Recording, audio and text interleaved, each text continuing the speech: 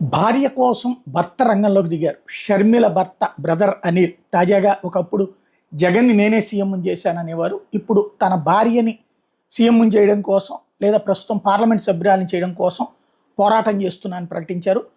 ఆహ్, కడపలోని రాజారెడ్డి వీధిలోని కృపా చర్చిలో సమావేశం పెట్టారు. మామూలుగా చర్చిలో పెట్టకూడదు అంటారు. ఇప్పుడు అన్నీ నడిచిపోతున్నాయి. తాము న్యాయం కోసం పోరాటం చేస్తున్నామన్నారు. పాపాలు చేసిన వారిని తొక్కిపడేయండి అని పిలిపించారు. పాపులను తరిమి కొట్టాలంటే ప్రార్థన ఒక్కటే సరిపోదు, ధైర్యంగా ఎదుర్కోవాలని స్పష్టం చేశారు. ఎవరికీ భయపడకండి, యేసుప్రభు అండగా ఉన్నాడు అంటూ అనిల్ ఉద్బోధించారు. దేవుని మీద విశ్వాసం ఉంచి నిర్ణయం తీసుకోండి అని పిలుపునిచ్చారు. అంటే యేసుప్రభువు పేరుతో ఆయన పిలుపునిచ్చారు. మరి ఈ పిలుపు అనేటువంటిది మరి జగన్ కూడా యేసు బిడ్డని అంటాడు కదా.